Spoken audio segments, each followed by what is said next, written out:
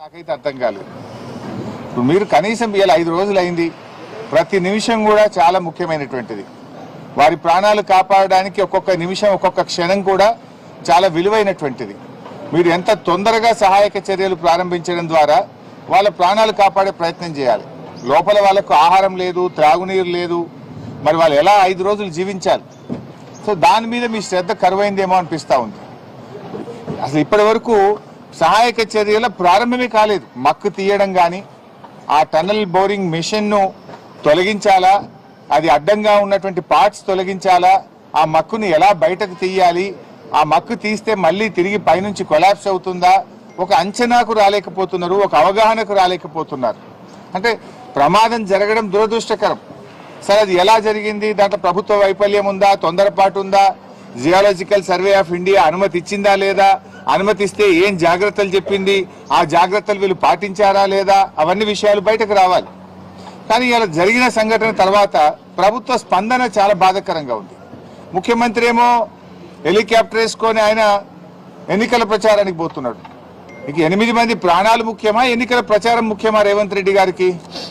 కనీసం ముఖ్యమంత్రి అక్కడికి వెళ్ళి ఆ సహాయక చర్యల్ని ముమ్మరం చేయడంలో కానీ, ఒక డైరెక్షన్ ఇవ్వడంలో కూడా అటు ముఖ్యమంత్రి గారు, ఇటు నీటిపారుదల శాఖ మంత్రి కూడా పూర్తిగా ఫెయిల్ అయిపోయారు. మేము బీఆర్ఎస్ పార్టీ తరఫున సహాయక చర్యల్లో ఇబ్బంది కలగొద్దు, ప్రభుత్వానికి సహకరించాలి, సంయమనం పాటించాలని చెప్పి గత 4-5 రోజులుగా మేము వెయిట్ చేశాం. కానీ బాధ కలిగే అంశం ఏంటంటే ఇప్పటి వరకు ఒక్క అడుగు ముందుకు బల్లే. There is no direction. దాదాపు 10 ఏజెన్సీలు ఉన్నారు.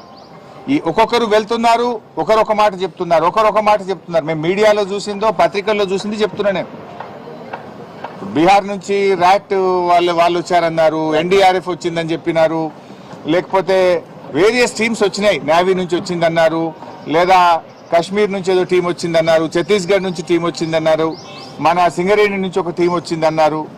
What is the direction? అది ఎవరు ఇవ్వాలి? గవర్నమెంట్ ఇవ్వాలి. అందరి మాటలు విని ఒక స్పష్టంగా ఒక లైన్ ఆఫ్ యాక్షన్ ఇచ్చి దాన్ని వేగవంతంగా చేసి వాళ్ళని బయటకు తీసుకొచ్చే ప్రయత్నం చేయాలి. అందులో పూర్తిగా ఫెయిల్ అయిపోయింది గవర్నమెంట్. బాధ కలిగే అంశం ఏంటంటే మీ ఫెయిల్యూర్ను కప్పిపుచ్చుకోవడానికి చిల్లర మాటలు మాట్లాడుతున్నారు.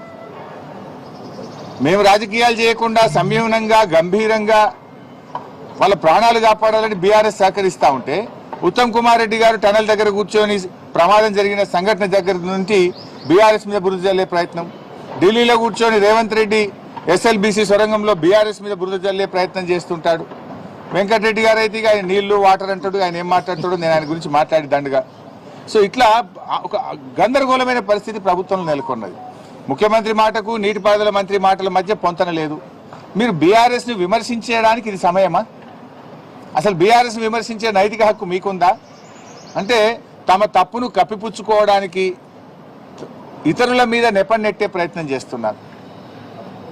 అన్ని విషయాలు నేను అక్కడ డీటెయిల్గా మాట్లాడతాను.